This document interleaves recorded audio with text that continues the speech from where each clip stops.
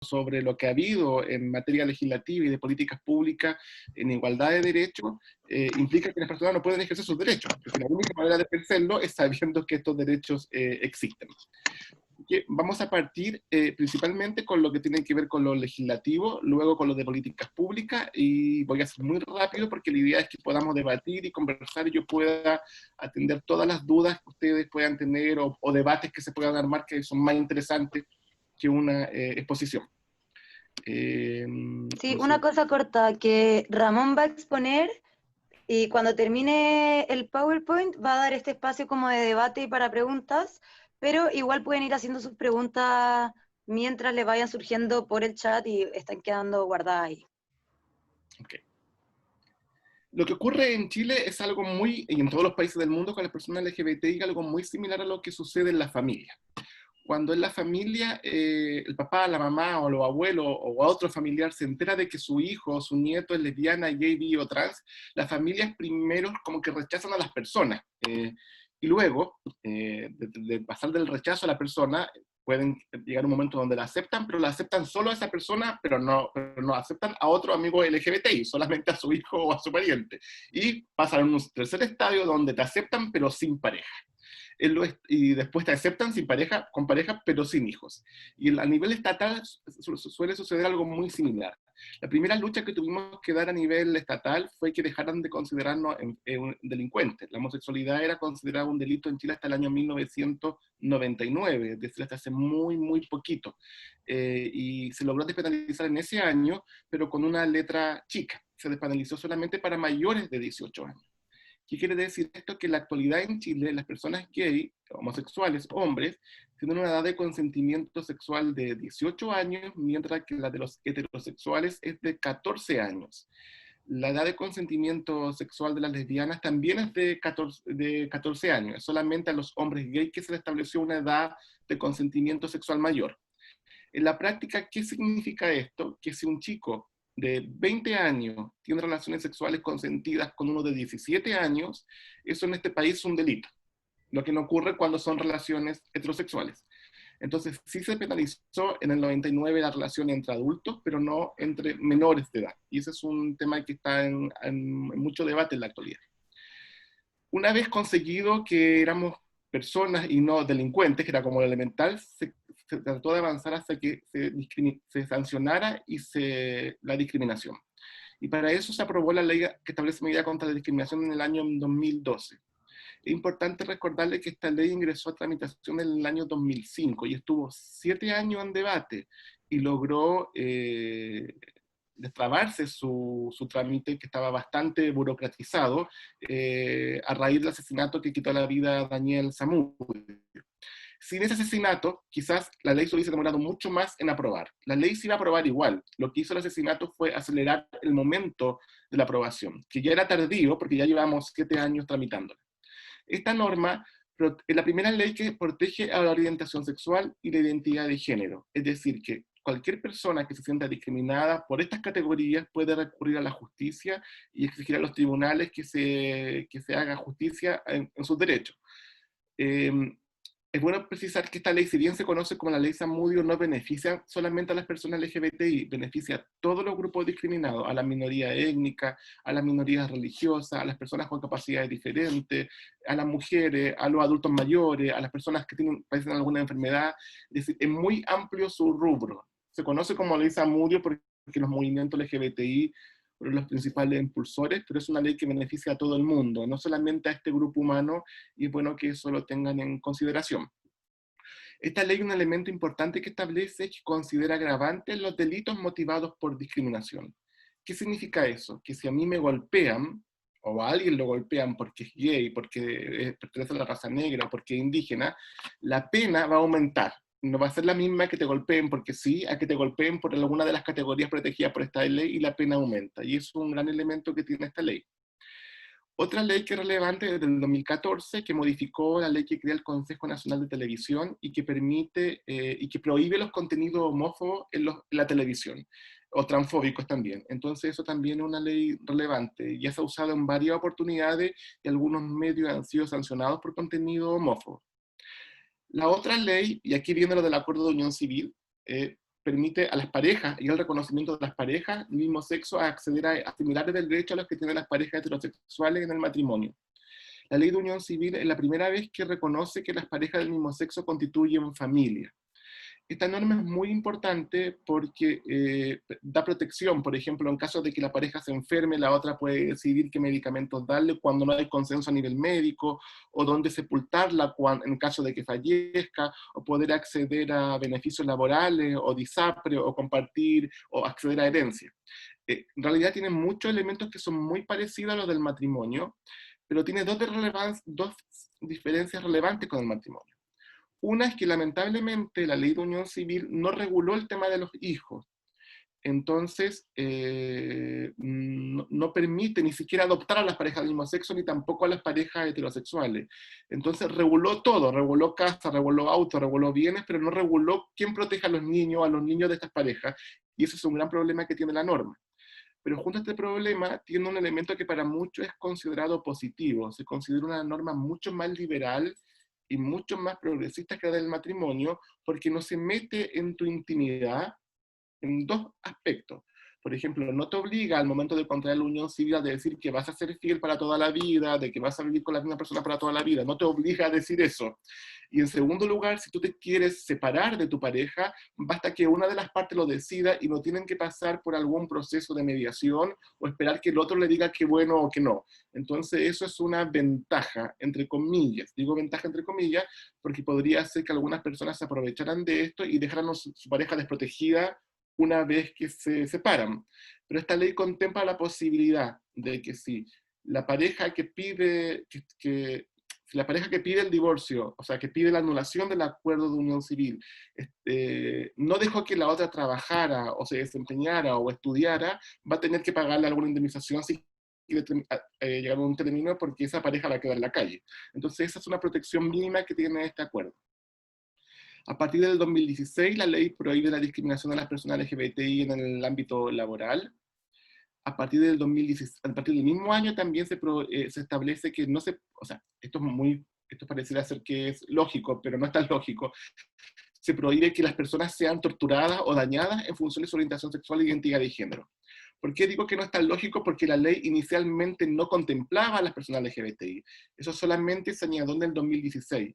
Y es muy importante que se hubiese añadido porque cuando hay violencia estatal, me refiero a cuando personas son vulneradas en sus derechos, los internos, por ejemplo, los reclusos en las cárceles porque son LGBTI, o las personas cuando son detenidas y son violentadas en sus derechos humanos por carabineros y torturadas, esta ley dice expresamente que también se protege a las personas LGBTI. Y la última ley que se aprobó en cuanto a lo legislativo fue la Ley de Identidad de Género, que permite a las personas trans cambiar su nombre y sexo legal. Hay distintas categorías aquí. Las personas mayores de 18 años pueden cambiar su nombre y sexo legal con un trámite simple en el registro civil. Basta con que vayan y expresen su deseo y vayan con dos testigos que les sirvan como de respaldo a que ese trámite se está efectuando. No hay que demostrar nada, no hay que ir a certificados médicos como ocurría antes, no hay que... es una ley que facilita mucho el trámite. Para quienes tienen entre 14 y 18 años, la ley estableció que se debe contar con el respaldo de al menos un tutor del niño, del adolescente, sea el papá, la mamá u otro, y iniciar el trámite en un tribunal de familia. Felizmente los tribunales de familia están actuando súper rápido con estos casos. Y el pero que tiene esta norma es que lamentablemente dejó a los menores de 14 años afuera. Es decir, los chicos los niños y niñas trans no van a poder cambiar su nombre y sexo legal hasta que cumplan los 14 años. ¿Estamos ok hasta aquí? Esto es lo legislativo. No hay nada más en leyes. No tienen que, si quieren saber más, no es necesario porque estas son las leyes que hay. Y cada una, lo que viene en el Power, cada una de estas leyes, si quieren saber más, están todas publicadas en nuestra web. Y también si ponen el nombre en Google, aparece automáticamente la norma. Así que para quien quiera conocer detalles sobre estas leyes. Y lo otro es el aspecto de las políticas públicas. Las políticas públicas, ¿qué son las políticas públicas? Son aquellas que pueden provenir de mandato del Poder Ejecutivo o que pueden también provenir de los municipios, de las municipalidades. Una vez que se aprobó la ley antidiscriminatoria o cuando estaba en trámite, los distintos movimientos LGBTI ejercimos mucho diálogo con las autoridades de gobierno para que se fueran implementando políticas ad hoc a la ley y que la ley no quedara en nada. Y lo primero que se consiguió fue una política en salud que obliga a tratar a las personas trans por su nombre y sexo social en todos los recintos públicos y privados de salud. Además, regula a nivel nacional el cambio corporal. Mucha gente habla de la cirugía de cambio de sexo. La palabra, o sea, el concepto concreto es proceso de readecuación corporal. Y las personas trans, esto se regula a nivel nacional, porque antes cada médico hacía lo que quería. Y se crea un protocolo que dice lo que deben hacer los psicólogos y las psicólogas, lo que deben hacer los endocrinólogos y lo que deben hacer los cirujanos, que son los 3 especialistas que se involucran en estos procesos. Y por último, lo que se estableció fue que FONASA puede cubrir estos cambios de readecuación corporal. El problema es que, si bien es cierto, FONASA lo está cubriendo, el Fondo Nacional de Salud Pública lo está haciendo de una manera bastante a la chilena, es decir, no está regulado del todo. Por ejemplo, las personas trans, los hombres trans que se tienen que sacar los senos, pasan por cáncer de mama, o lo pasan por otra categoría para poder costear su cirugía. Y la demanda que hay ahora y que persiste ahora es que esto se regule, porque se presta para mucha arbitrariedad y las personas no saben cuánto tienen que pagar ellas o cuánto tienen que pagar el Estado. También en el 2013 se eliminaron las restricciones que nos impedían a los homosexuales donar sangre. Hasta ese año no podíamos donar sangre porque se consideraba que éramos un peligro, en tanto el prejuicio dice que tenemos más posibilidades de tener enfermedades de transmisión sexual. Nuestra respuesta era, en ese momento, que toda la sangre debe ser analizada antes de donarse, al margen de que la done un hetero o un gay o una lesbiana. Entonces, ¿cuál es la lógica si igualmente toda la sangre tiene que ser analizada antes de pasarla a otra persona? Y con ese argumento finalmente se pudo derogar esta norma que nos impedía donar sangre. A partir del año 2015 se prohíbe las cirugías a niños intersex. No sé si tienen claro el concepto de intersex, que es muy distinto a transexual. Voy a hacerlo muy breve. Transexual es una persona que nace, por ejemplo, con genitales masculinos, pero su cerebro le indica que es mujer, o que nace con genitales femeninos, y su cerebro le indica que es hombre. Eso es una persona trans. Una persona intersex es una persona que al nacer sus genitales no están del todo definidos, y a la vista no se puede saber si es un pene o un clítoris. Y como no se sabe, anterior al 2015, lo que se hacía era que algunas familias, en la desesperación, trataban de saber, obviamente a nadie le quiere que le digan cuando va a tener un niño, no sabemos si es niñito o niñita, las familias que esperan y tomaban decisiones apuradas. ¿Y qué significaba? Que sometían a cirugía. Y a veces se equivocaban, porque sacaban lo que no debían sacar o dejaban lo que no debían dejar. Entonces, a partir del 2015, esto se prohíbe hasta que los niños y niñas digan lo que son. Y solamente ahí se puede efectuar este tipo de cirugía. Hasta el año 2016 todavía no había habido un pronunciamiento del Ministerio de Salud que prohibiera las terapias reparativas de la homosexualidad. Las terapias reparativas consisten en asistir a psicólogos o psiquiatras que te orientan para que uno deje de ser gay o deje de ser lesbiana o deje de ser trans. La Organización Mundial de la Salud ha dicho que estas terapias constituyen una tortura, pero solo desde 1991, pero nuestro país se demoró hasta el año 2016 para decir sí, la verdad es que es peligroso, así que están prohibidas, y desde ese año esas terapias se prohíben a todo el ejercicio profesional de la psicología o de la psiquiatría.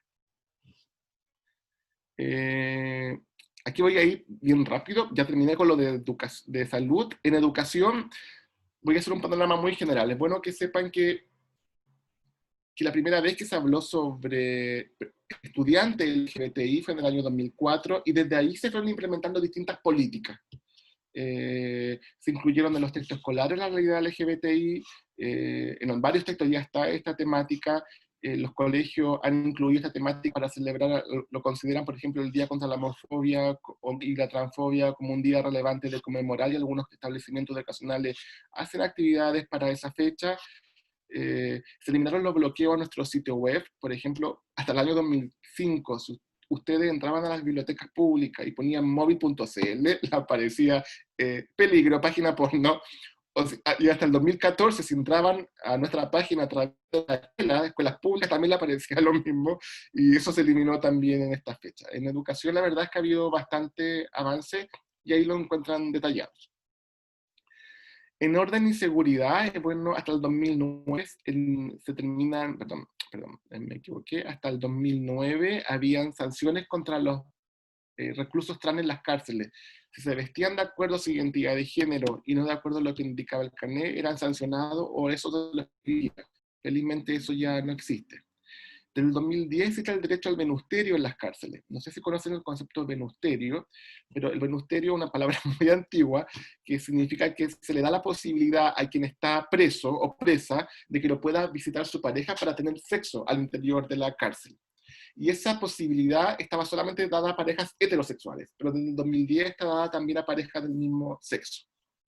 Y las Fuerzas Armadas de Orden y Seguridad entre el año 2012 y 2013 eliminaron todas las restricciones que impedían el ingreso de personas LGBTI. Hasta ese año no podían, hasta esos 2 años no podían ingresar. Digo, ahí hay 2 fechas, 2012, 2013, porque fue un proceso paulatino. Primero partió el ejército, luego se sumó la FACH, luego Carabinero, y fue de a poquito, pero entre ambos años se terminó de completar en todos los estamentos. Y algo que se lucha mucho es que los estados no incluyan las estadísticas, porque si no sabemos cuántos somos, y no sabemos, no se sabe lo que queremos, o cuáles son nuestros problemas que enfrentamos en la sociedad, difícilmente el Estado se va a interesar en implementar políticas públicas. Entonces, la primera vez que nos incorporaron en políticas públicas fue en el censo del 2012. Ya sabemos que ese censo fracasó, pero no fracasó por esto, pero fue la primera vez que se preguntó si las personas convivían con alguien de igual o distinto sexo. Y eso dio la primera número sobre cuántas parejas podían existir en el país. Y luego la CGGOV, el INCUBI y el Minedu fueron añadiendo en sus preguntas sobre discriminación esta temática, y también lo está haciendo la CASEN, lo que son aportes relevantes para saber la realidad de las personas LGBTI.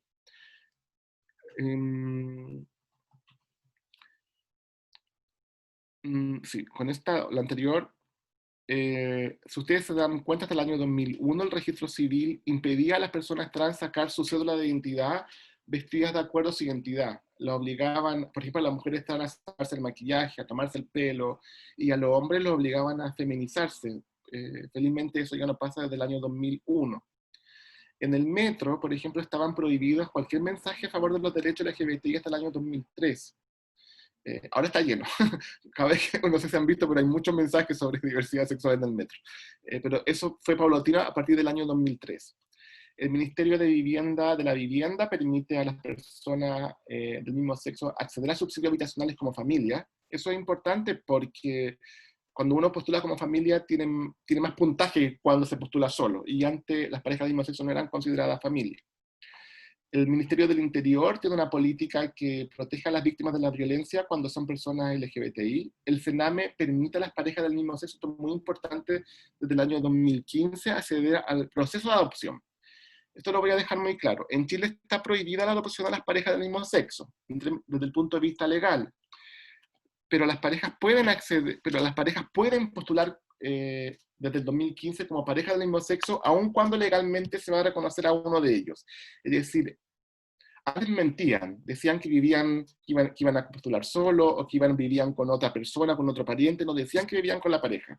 Ahora pueden postular ambos, pero legalmente solo va a ser reconocido uno, no los dos como padre o como madre.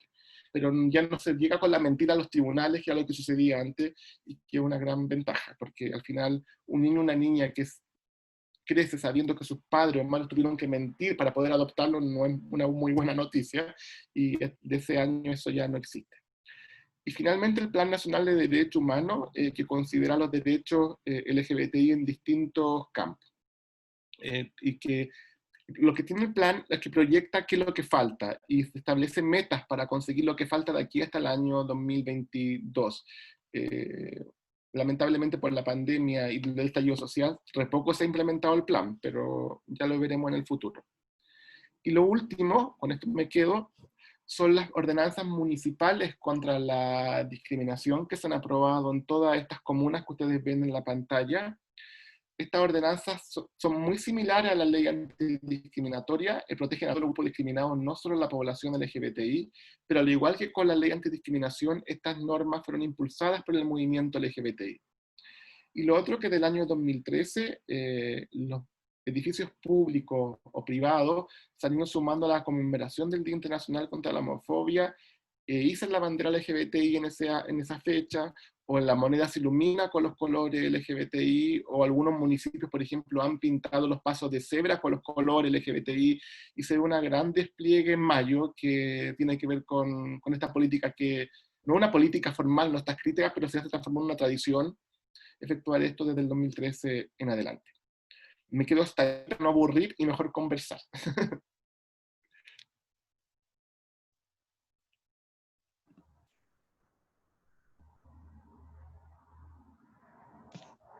Ahí creo que ese... Ahí, buenísimo. Sí, Ramón, nos mandan preguntas por el chat. Hay una que dice, ¿cuáles son los próximos desafíos de la comunidad LGBTQIA+, en aspectos legales a corto y después a largo plazo? Sí. Yo me preferiría hablar en vez de corto o largo, lo urgente y no urgente. Lo urgente es una reforma a la ley antidiscriminatoria, porque la ley tiene muchas deficiencias. Y voy a dar dos para que se entienda más rápido. Por ejemplo, la ley antidiscriminatoria no establece sanciones para las víctimas, o sea, indemnización para las víctimas. Si alguien es multado por discriminar, esa multa, los beneficios de esa multa van con cargo al fisco, no son para la víctima. Es un absurdo. Entonces, eso es algo que se quiere modificar. Y lo otro es que si alguien denuncia discriminación y no se comprueba que hubo discriminación, el denunciado puede ser también multado. Entonces, todo ha hecho eso que la ley sea bastante difícil y lleva a la necesidad de perfeccionarla. Esa es una urgencia y hay compromiso de todos los poderes, o sea, de todos los partidos políticos en avanzar en ello. Lo otro tiene que ver con lo legislativo, con el matrimonio igualitario. Sin duda, para nosotros eso es algo muy relevante porque significa terminar con una desigualdad. También está la adopción homoparental, que no está legalizada. Si bien es cierto, las parejas gay están adoptando, eso no es, o lésbicas están adoptando, eso no es algo reconocido por la ley. Está sucediendo en la práctica, pero la ley no lo permite. Hace falta ahí modificar ese aspecto. También los derechos de filiación de las parejas del mismo sexo, que no es lo mismo que la adopción. Por ejemplo, cuando una mujer tiene un hijo y inseminación artificial, la otra madre, ¿qué derechos tiene si en teoría para la ley no es la biológica? Todo eso está en la ambigüedad y por eso también hace falta regular la filiación homoparental. Y algo muy relevante es derogar el artículo 365 del Código Penal, que establece que la edad de consentimiento sexual de los hombres gay es distinta solamente porque son heteros. Esto es muy polémico, porque mucha gente, cuando nosotros pedimos derogar esta norma, dice que el móvil está promoviendo la pedofilia. Y nosotros no estamos pidiendo que la edad se baje a 14. Estamos pidiendo que se iguale con la de los heterosexuales. Y si la de heterosexuales resulta que es de 21, bueno, será todo a los 21, a los 18, y creo que sea la misma, no una ley distinta. Y esos son los como grandes desafíos en el ámbito legislativo. Eso, la Maida Pallison tiene la mano arriba porque quiere hacer una pregunta. Y le reinicié. Hola, ¿se escucha? Hola. Sí, sí. Ramón, yo te quería preguntar, porque hablaste de que al final, solo si son dos madres, solo podría inscribirse una en el registro civil como madre legal del niño, y como que no sé muy bien para qué caso como que aplica. ¿Y qué pasó? O sea, la pregunta es qué pasó como en el fallo, supuestamente el registro civil, el 8 de junio, que inscribió a dos madres a un niño. Sí, sí. Legalmente, o sea, lo que sucede legalmente es que no está prohibido ni permitido que dos madres o dos padres inscriban un niño, o sea, que se reconozca la doble maternidad o la doble paternidad. Pero la lógica tradicional de Chile ha apuntado a que no está permitido, aunque no lo dice, la cultura de los jueces ha sido que no está permitido. Lo que sucedió en el caso del fallo reciente es que La madre biológica tuvo que demandar a la que no era biológica, diciendo que no le permitía, o sea, la tuvo que demandar, estableciendo que no se le permitía su acceso a educar y a criar en igualdad de condiciones al niño. Es decir, tuvo que usar un argumento que no se había usado hasta ahora. No se había usado hasta ahora ese argumento de que una madre tenga que demandar a la otra. Ahora, esto fue posible que sucediera porque la otra madre estaba de acuerdo con la demanda, es decir, la demandada estaba de acuerdo con que la demandaran, y eso facilitó que se pudiese inscribir. Pero este es un caso único, no hay otro caso igual. La pregunta está, ¿qué va a pasar cuando hayan demandas similares, pero la madre biológica no esté de acuerdo si se va a reconocer o no se va a reconocer la doble maternidad? Lo concreto, sí, bueno, que sepan, para dejarlo claro, el registro civil generalmente no lo hace, y las familias tienen que recurrir a los tribunales para que sea posible. Y todas las veces que recurrieron les dijeron que no, salvo en la última oportunidad que les dijeron que sí, porque una madre tuvo que demandar a la otra. Y eso es una gran dificultad que hay. Lo que sí permite el registro civil en la actualidad es inscribir al niño o a la niña con los apellidos de dos madres o dos padres. Lo que no es lo mismo que reconocer la existencia de dos madres o dos padres. No sé si se entiende. Sí, perfecto. Y como de proyecciones para estos casos, como por ejemplo de que se pueda inscribir ese niño con las dos madres si es que una realizó fecundación in vitro, como qué está haciendo móvil, como Sí, si es que apoya esa moción o algo así. sí, sin duda. No hay nada, o sea, no hay nada que se haga ahora, ningún avance que se consiga desde el punto de vista jurídico en tribunales significa que se va a beneficiar a todas las madres, se van a beneficiar solamente a las que iniciaron lo legal. Y en consecuencia, lo que se debe hacer es cambiar la ley. Y en Chile no hay una ley que reconozca la afiliación como parental o levoparental. Y todos los movimientos LGBTI, no solo el móvil, estamos empujando en el Congreso Nacional para que esta ley, para que esta norma avance. Porque de otra manera vamos a seguir teniendo esta realidad, que la única manera que te reconozcan es teniendo primero dinero para pagar a un abogado, y segundo, que te toque un juez o una jueza que sea receptivo a tu demanda, porque perfectamente también se podría rechazar. Entonces, algo prioritario para las familias homoparentales avanzar en esta legislación. Y para nosotros es prioritario también darle un impulso. Buenísimo, muchas gracias. Gracias a ti. Ahí va otra pregunta, Agus. Abajo en el chat. Ah, sí, es que ya. Diego pregunta, si llega a Chile una pareja del mismo sexo casada en otro país, ¿el Estado lo reconoce? No. Solo no reconoce el matrimonio. Solo te da la posibilidad de que te va a entregar los mismos derechos que te entrega la unión civil en Chile, pero no los beneficios que te entrega el matrimonio.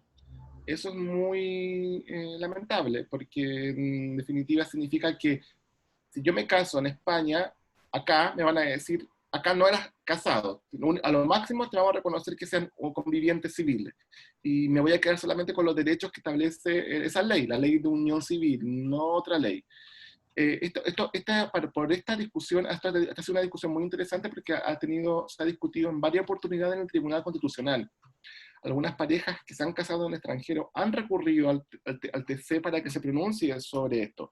Y el TC lamentablemente todas las veces ha fallado en contra de las parejas, estableciendo que la ley no permite el reconocimiento de matrimonio del mismo sexo, ni en el extranjero, ni tampoco los permite en Chile.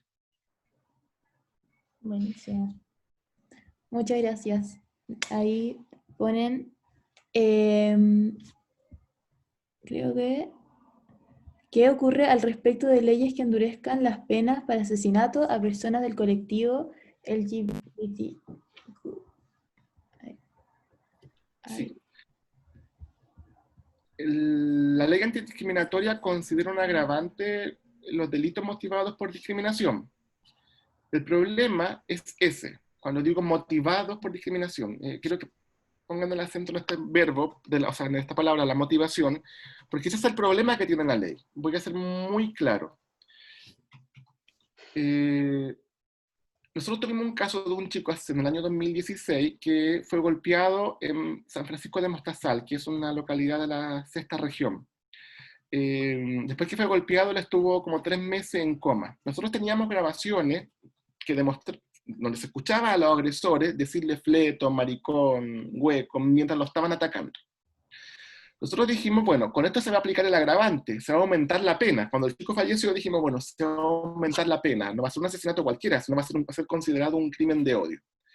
Pero como la ley dice motivado, no se pudo comprobar que el origen de la pelea, de la discusión, del ataque, había sido ese. Aun cuando teníamos pruebas que demostraban que en el transcurso del ataque sí se había incurrido en homofobia.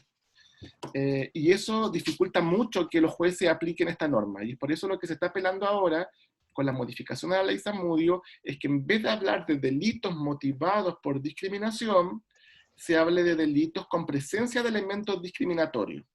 Porque es muy difícil comprobar qué está en la cabeza del agresor. La única manera de saber qué motivación tiene el asesino o la asesina, por darle la categoría, es metiéndonos en la cabeza de ellos. No podemos saber por qué razón asesinó a alguien. Es decir, ¿cómo yo podría comprobar que, sobre todo porque el asesinado ya falleció, cómo comprobamos que una mujer fue asesinada por ser lesbiana? Si lo único que tenemos es el cuerpo, ¿de qué manera podríamos aplicar la norma antidiscriminatoria y que la pena fuese mayor? Si se habla de motivación, nunca lo vamos a poder comprobar. Pero si hablamos de presencia de elementos discriminatorios, sí. Porque si resulta que a la chica se le encuentra una carta o un WhatsApp o algo donde la estaban atacando por ser lesbiana, ya tenemos una prueba. Y con eso debería bastar. Entonces eso es una modificación que se está pidiendo en la actualidad.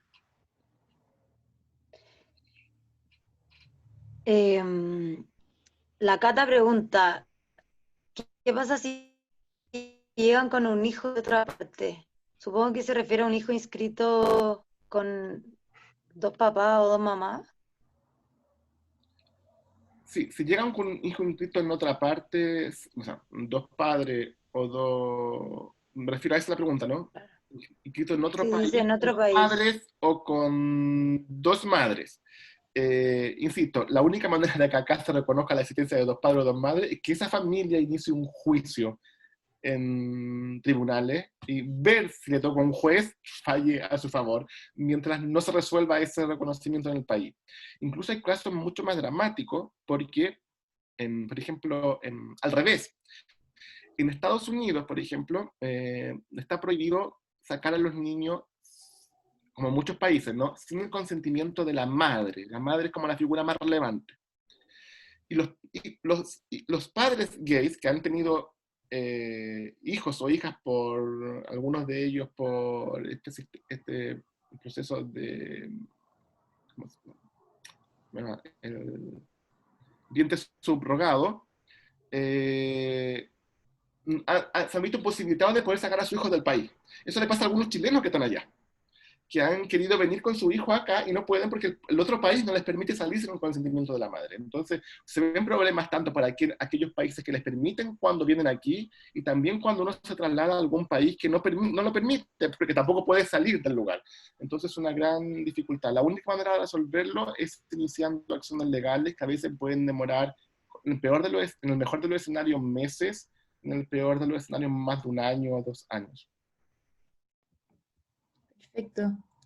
También nos escriben, desde nuestro rol de estudiantes, ¿cómo podemos aportar a la igualdad de género dentro del contexto universitario? Sí, hay muchas maneras de aportar. Una de ellas, por ejemplo, es solicitando a sus respectivos docentes que incluyan la temática en los debates de aula.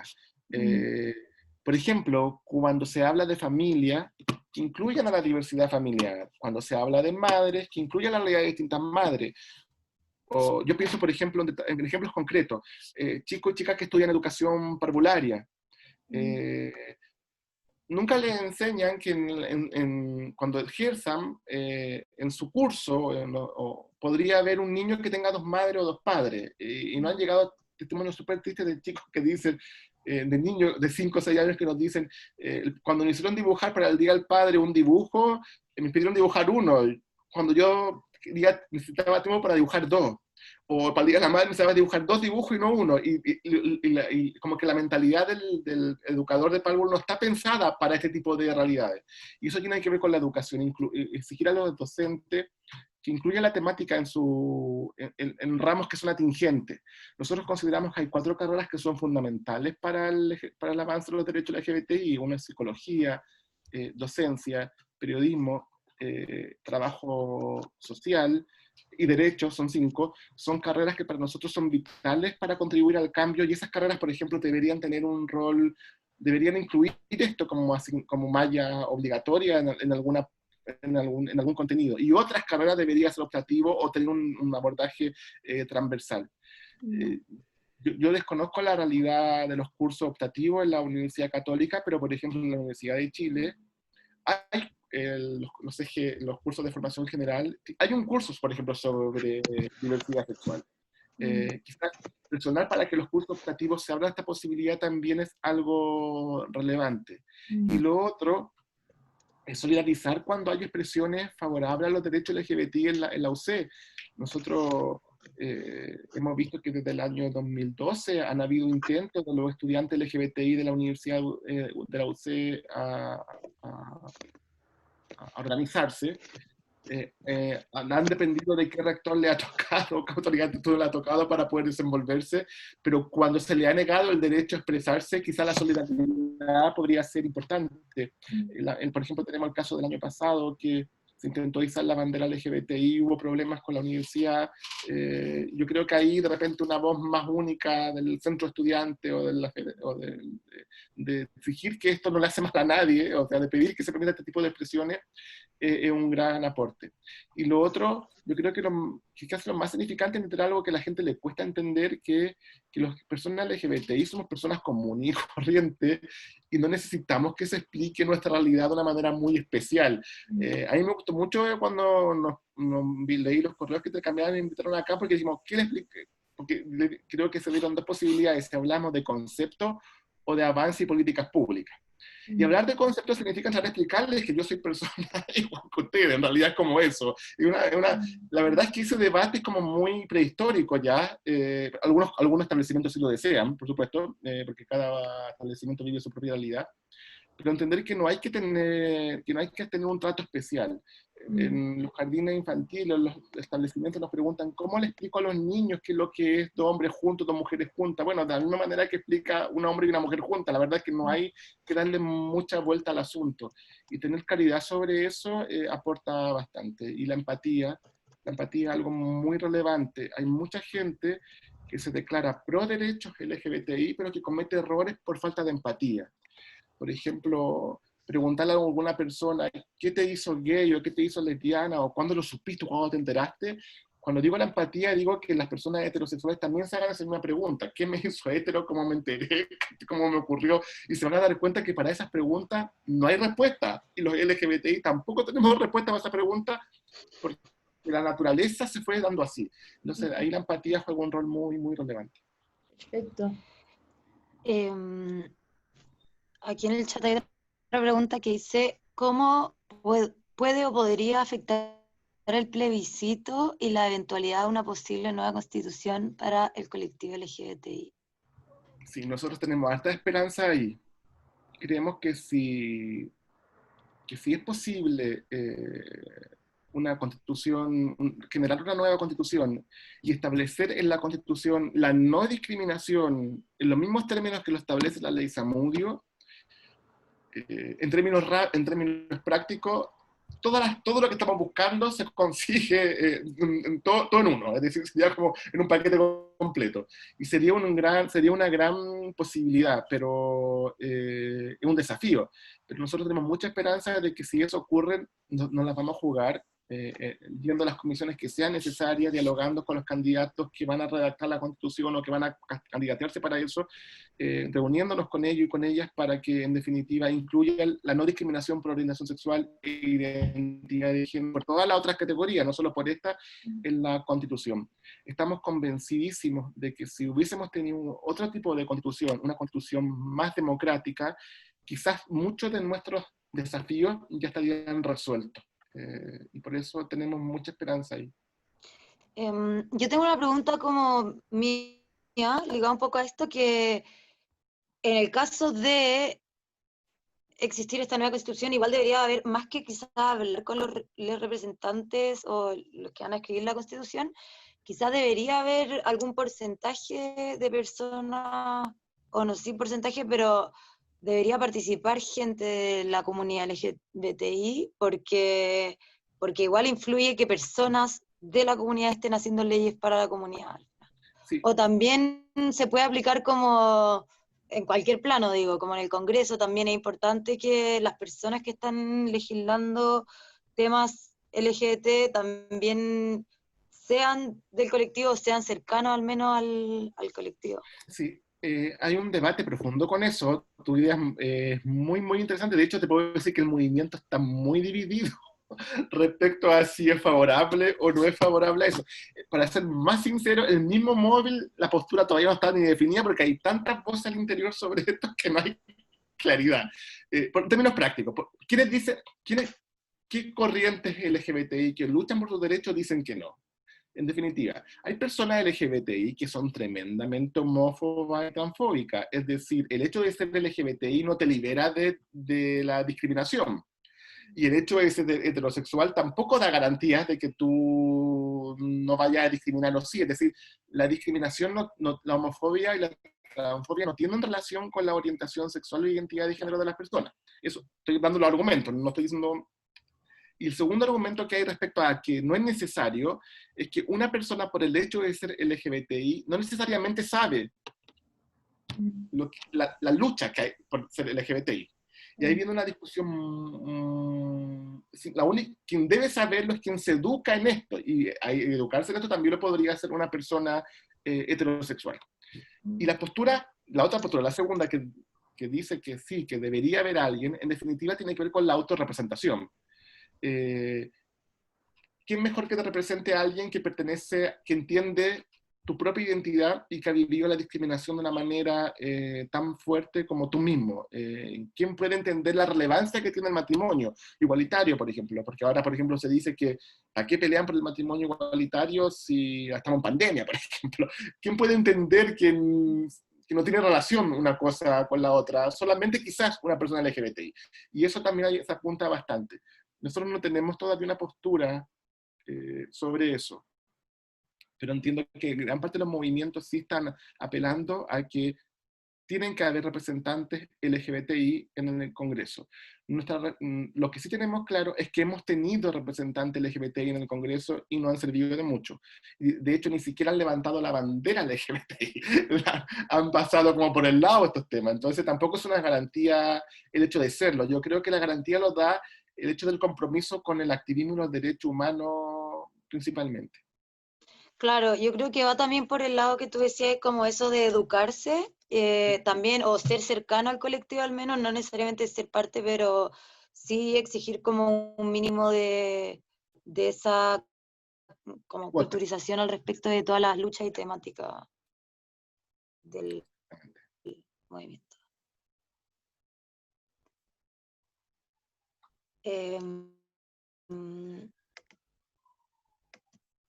Ahí la Fernanda, te reinicié el audio. Ya, ahí sí. Que no sé por qué no. Sí, que acá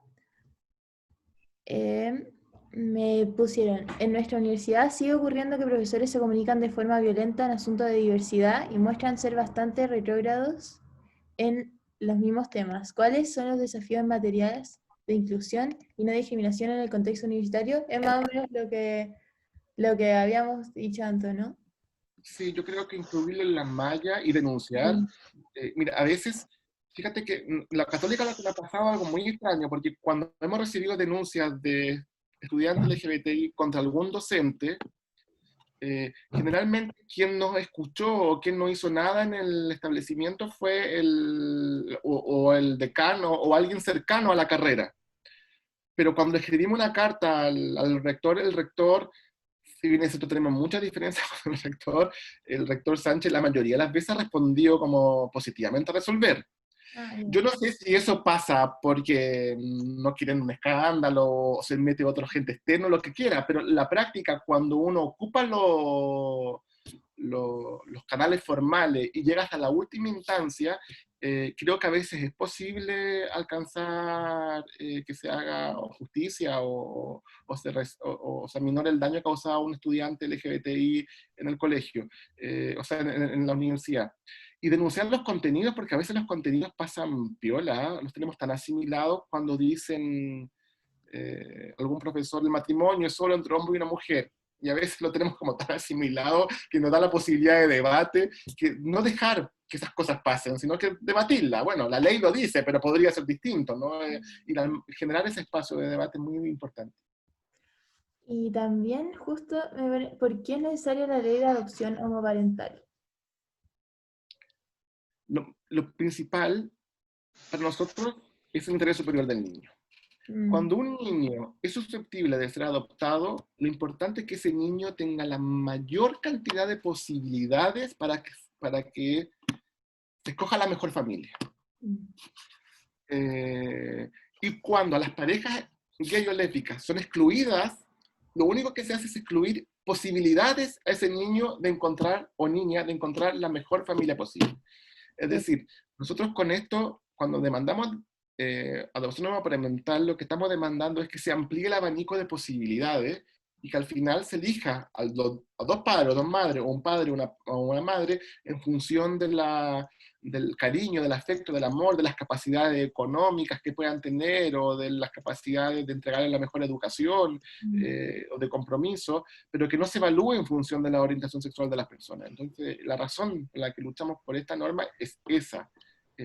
Ahora, también tiene impacto también en las parejas, porque si bien es cierto el objetivo principal es el interés superior del niño o la niña, al permitirse la adopción homoparental también se derrumban prejuicios. Por ejemplo, ¿por qué razón los homosexuales y lesbianas no podemos adoptar? Porque históricamente se pensó que podíamos abusar de los niños, o que podíamos convertir a los niños en gays o lesbianas, o hay muchos prejuicios. Entonces, al aprobarse también, no solamente se beneficia el interés superior del niño, sino que se rompen y se eliminan todos estos prejuicios que han estado anclados durante tanto tiempo. Claro.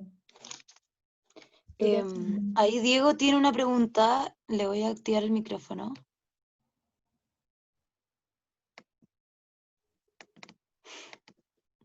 ¿Ahí sí? No. Ahí. ¿Ahí? Sí.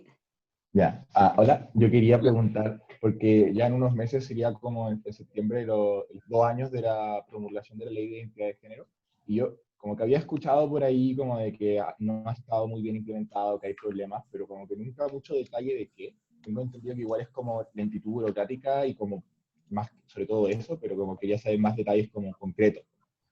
Que si hay problemas o no con la aplicación de la Ley de Identidad de Género y que no sé qué hay que mejorar ahí. Sí, los problemas que han existido en la actualidad con la aplicación de la norma han tenido que ver, son, como decirlo de alguna manera, son efectos de la pandemia.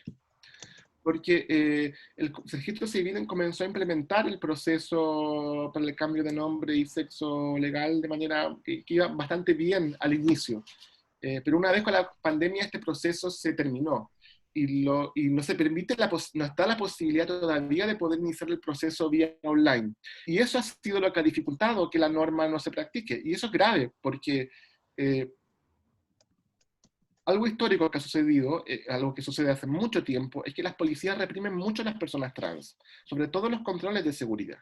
Y si ahora en pandemia le están exigiendo a todo el mundo que tiene que sacar un permiso en comisaría virtual, salir a la calle, que te pueden registrar, las personas trans que no han cambiado su nombre se ven en la obligación de poner un nombre que no tiene que ver con su identidad, y si ponen que tiene que ver con su identidad, a la hora de ser fiscalizados van a tener problemas con Carabineros. Entonces, ese ha sido el principal drama, que no se ha implementado un sistema online para el cambio de nombre y sexo legal. Para los mayores de 18 años.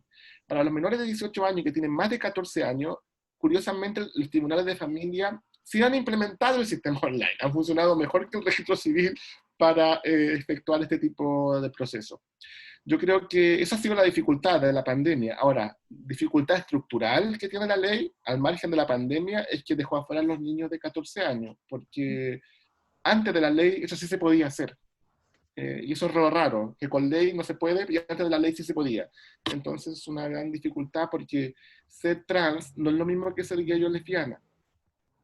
Nosotros lo para que se entienda de manera más concreta, uno sabe que es hombre o mujer antes que le gusten los hombres o las mujeres. Entonces, ser trans se sabe antes de que si yo sepa si me gusta el hombre o la mujer. O sea, es muy previo la identidad de género a la orientación sexual. Entonces, se siente de la más tierna infancia. Entonces, haber prohibido esa posibilidad por ley es un gran vacío, o sea, una gran dificultad que tiene la norma y que probablemente nos vamos a enfrentar en 1 o 2 años más, que la norma va a tener que ser reformada. Acá la Maida tiene una pregunta. Dale Sí. nomás. Es un poco relacionado como a la educación, que ayer leí un caso que pasó el año pasado y que caché que Móvil estaba como apoyando y acogió el caso, sobre un colegio, el San Lázaro de la Salle, que fue un caso de un niño gay de sexto básico que 20 compañeros como que le pegaron y él, o sea, lo persiguieron, le pegaron y le dijeron como comentarios homofóbicos mientras como que le pegaban. Y el colegio como que no hizo nada y como que siento que, o sea, después de pensarlo harto, igual esos niños de sexto básico como que no tienen la culpa como de la educación que han recibido para estar haciendo esas cosas. Entonces no sé si Móvil tiene algún plan, algún programa, como más que educación hacia los niños, que claramente considero que debería estar como en el plan del ministerio, hacia los padres, como Sí, para cambiar esa mentalidad retrógrada como de esa generación.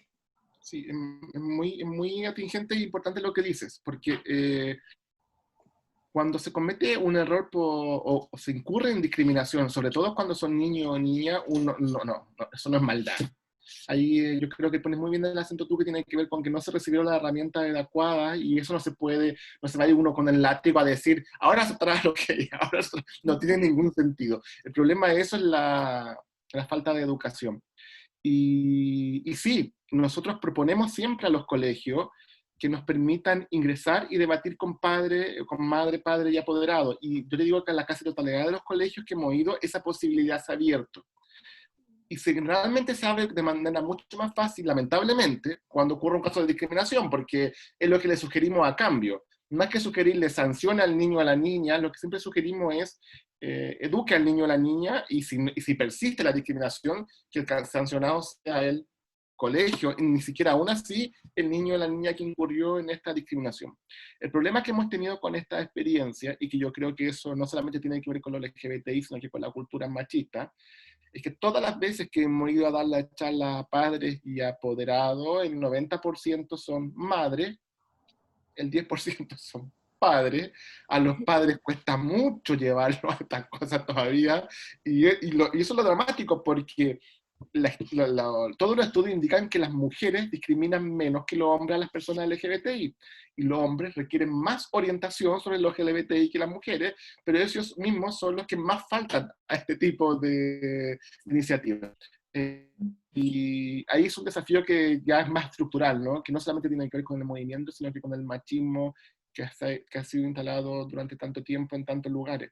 Pero nuestra lógica es ir a los colegios, enseñar, explicarles cuáles son las políticas educacionales que en la actualidad existen, recomendarles textos que están patrocinados por el Ministerio de Educación, o en el caso de los jardines infantiles que están patrocinados por la Junji, y recomendarles películas, por ejemplo. Eso funciona muy bien, cortos, documentales, y los colegios que han hecho esto ha funcionado muy bien. Hay colegios que no han permitido el ingreso y hacer un barrido completo de primero básico a los que tienen hasta aquellos que tienen hasta cuarto medio, todos los cursos, y hay otros que nos permiten, algunos tienen miedo y nos dicen partamos con los cuartos y de a poquito nos van bajando, allá vamos con los terceros, con los segundos, cada colegio va viendo cuál es su realidad, pero va funcionando de esa manera, y sí tenemos una política ahí muy clara y definida, y que con fuerza la comenzamos a implementar en el año 2008, 2009, por ahí de ahí no hemos parado. Porque Estamos convencidos que la educación es la madre de todas las batallas. Sin educación, esto no se resuelve, por más leyes que existan. Eso es clarísimo. O sea, de lo mismo como al final con este plan que implementaron, ¿ustedes van a los colegios o al final los colegios los llaman como de repente si tienen algún caso de abuso? Sí. Hasta hace 8 años íbamos. Ahora la demanda que tenemos es tan alta que esperamos que nos llamen. Es decir, es mucha demanda, es mucha demanda. Los grupos, para nosotros es mucha demanda, y para la cantidad de grupos LGBTI que existe también es mucha demanda. La demanda es muy alta. Y entonces nunca nos falta dónde ir. A los colegios vamos, yo creo que 2 o hasta 3 veces a la semana a distintos colegios. O sea, es mucha demanda la que hay. Ahora, cuando hay un caso de discriminación, ahí es cuando nosotros decimos, si a ese colegio no hemos ido, o si hemos ido igual, es cuando ahí pedimos por favor ir, pero generalmente las invitaciones son antes. Y esto es muy gracioso porque me acuerdo que los primeros años, cuando empezamos a ir a los colegios, teníamos que ir a golpear la puerta y suplicar que por favor nos dejaran entrar, y conseguíamos firmas de apoderados de los centros de alumnos para que el tema se hablara. Y en la actualidad es muy distinto, la demanda es muy alta, hay un alto interés en los establecimientos educacionales por saber sobre esta realidad. Qué bueno. Joan quiere hacer una pregunta, ahí no sé si... Sí, José, ¿aló? porque- ¿Me escuchan? No. Sí, Ya. Es que hace un rato hablaban de qué podía hacer como la universidad al respecto, qué se podía hacer dentro de la universidad, del contexto universitario. Y yo encuentro que falta mucha visibilización, sobre todo dentro de la UC, que encuentro que es muy poca la visibilización del colectivo LGBT que existe. Entonces creo que es súper importante como de abordar. Sí, sin duda. Hubo un grupo que funcionó durante 4 o 5 años, lo sé, que se llamaba Queeruse. No sé si alguna vez han escuchado. Puede existir hace la misma cantidad de tiempo, 4 o 5 años. Duró como 5 o 4 años y después hace como 4 o 5 años. Y luego de ese grupo no ha surgido uno tan fuerte. Y fue uno de los primeros, porque el primero que tuvo grupo LGBTI fue la Chile, y luego fue la Portales, y luego los USACH, y luego vino la Cato. Y fue uno de los primeros, porque ser uno de los 4 por una universidad católica es alto, o sea, llegaron igual como de los primeros. Y aún así el grupo se digregó y sin duda falta. Si no hay autorrepresentación en los colegios, en las universidades, difícil, o alguien que esté súper vigilando, un grupo que esté súper vigilando lo que sucede, o ayudando a quienes son discriminados, o siendo un canal para poder llegar de manera más fácil a la rectoría, se dificulta mucho que la discriminación vaya siendo erradicada y prevenida. Y sí, sin duda, hace falta más autoorientación. Claro. También John quería hacer un comentario. No sé si está ahí o no. sí, pues, lo acabo de ver. Eso acabo de hacer, ese era yo. Ah, es que se sale Diego y John, ya, no importa. Me salen distintos nombres. Ya, genial. Creo que no hay más preguntas. No sé si alguien más quiere levantar la mano, mandar alguna pregunta en el chat o algo que acotar, algún comentario.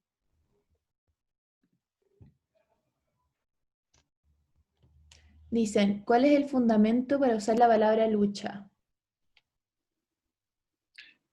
No, esa pregunta jamás la habían hecho, en ningún lado la había escuchado. Ni siquiera tengo claro cómo poder decir que la lucha significa que estamos luchando, decir, porque la discriminación existe y cada barrera que corremos, cada logro que conseguimos ha sido producto de una lucha que se no ha habido ningún avance en materia LGBTI, y esto es bueno que lo tengan claro, que no hubiese sido impulsado por los movimientos LGBTI. No hubo ninguna autoridad que dijera, a mí se me ocurrió esto. No, se le ocurrió porque siempre algún movimiento LGBTI se lo propuso, se lo exigió o protestó para que eso pasara. No ha habido ningún avance en esta temática que hubiese surgido de manera natural. Y eso significa, y es el resultado sin duda de una lucha. Yo creo que la lucha partió primero por decir que existíamos. Inicialmente fue eso, de que éramos personas y no solo eso, decir también que las personas LGBTI somos tan distintas como las personas heterosexuales. Es decir, una persona heterosexual no se parece a otra que es heterosexual, así como yo gay no me parezco a otro porque es gay, sino que no existe eso, no somos hermanos por aquello. Y eso, a partir de educando con eso fue lo primero, la visibilidad y la visibilidad de nuestra propia diversidad bastante amplia. Hay gente de todas las corrientes políticas, de toda la ideología, hay gente que cumple con algunos supuestos estereotipos y otras que no cumple con esos estereotipos, y eso hace que seamos muy, muy diversos, al igual que las personas heteros. No hay una manera de ser LGBTI. Visibilizado eso, después venía la lucha por la igualdad legal, por la igualdad social, y las luchas no terminan porque continúan hasta ahora.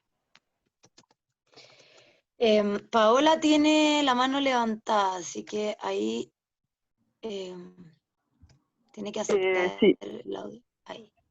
se me escucha, ¿no? Sí. Tenía una pregunta porque estaba ahí hablando de charlas que se le hace tanto a profesores como a apoderados, y quería saber si también le hacen charlas a los profesores como sobre cómo actuar frente a un niño que se siente que es gay o lesbiana, y como dentro de ello como para apoyarlos. Sí, sí, también. Son los colegios los que determinan qué contenidos quieren que nosotros expongamos. Y ese es un contenido uno de los que más se repite. ¿Qué hago yo cuando un niño me confidencia que soy LGBTI? Y ahí el debate es muy amplio, que los docentes, como hablo de colegio, ¿no? Cuando tratan con menores de 18 años, suelen recurrir automáticamente a los padres o a las madres cuando el adolescente te cuenta algún secreto. Y yo creo que lo primero que hubo que despejar, generalmente lo primero que se tiene que despejar, es que el hecho de que un chico o una chica le comenta a un docente que es gay, lesbiana, gay o trans, es un acto de confianza súper grande. Y si la familia no lo sabe, doblemente más grande. Entonces, y con menos posibilidad tengo yo derecho a ir a comprar a la familia lo que me comentaron. Y eso yo creo que es el gran debate que tienen los docentes. Si deberían o no decirlo a los padres cuando un adolescente cuenta lo que es. Y ese es un gran... Para eso se hacen charlas, no solamente charlas, también se hacen juegos didácticos de cómo abordar la situación.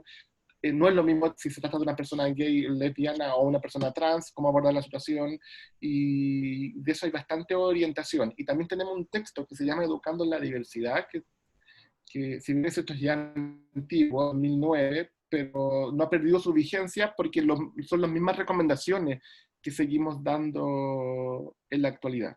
Ese texto tiene 2 ediciones, una en el 2008 que se desactualizó inmediatamente porque estos temas fue avanzando en un periodo que avanzó muy rápido, y desde el 2009 a la fecha ha seguido actualizado porque no han habido cambios en ese plano, pero es algo que se hace muy continuamente porque se pide.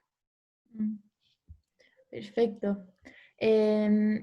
Bueno, no sé si quedan dudas o si es que son, ¿puedo hacer una pregunta? Dale nomás. Sí. Dale con el micrófono. Creo que, no sé si voy. Ya.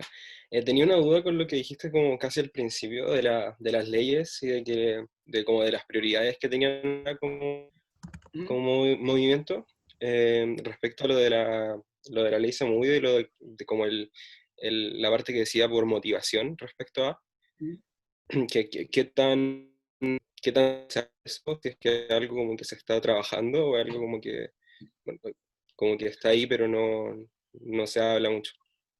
Felizmente se comenzó a trabajar ahora en pandemia. El Senado, la Comisión de Constitución del Senado comenzó hace un mes y medio a debatir sobre un proyecto sobre esto. Está en debate. A nosotros nos toca exponer la próxima semana, de hecho, en el Senado sobre esto. Y además, paralelamente, el gobierno está elaborando su propio proyecto para reformar la ley antidiscriminatoria. Y además, los diputados están elaborando un tercer proyecto. Al final, todos van a converger en uno, porque no se pueden aprobar 3. Pero se está moviendo la agua en esta iniciativa, no está quedando paralizada. Y lo que nos llama la atención es que ocurrió en pandemia, porque yo creo que tienen un poquito más de tiempo lo honorable y quizá por ahí se metieron en el tema, pero se está avanzando, se está avanzando. El debate está haciendo semanalmente, al menos en el Senado está ocurriendo. Muchas gracias, esa era mi duda. Bueno, Ramón, te queríamos agradecer por darnos la oportunidad de tenerte. Realmente tenemos una tremenda tarea que hacer como estudiantes y creo que nos diste todos los temas que tenemos que están pendientes todavía en nuestra sociedad. Así que muchísimas gracias y a Móvil también por tenerte. Así que fue un Gracias a gusto. ustedes. Gracias a ustedes. Que les vaya muy lindo. Que tengan una linda tarde. Eso. Y Chao. Y gracias a todos los que pudieron asistir y escuchar. La charla quedó grabada y se va a subir a las redes sociales del SECO y del CAE, yo creo también. Así que ahí para que estén atentos y la compartan. Chao. Gracias. Chao. Chao. Una foto. No, ya se fue. No, ya saqué. Ah, ya, buenísimo. Ya. ¿Quién puso? ¿Juanfe? ¿O no? No, la Maida puso foto, pero ya sacamos. Sí, saqué screenshot, justo. Ya, genial. Ya, chao.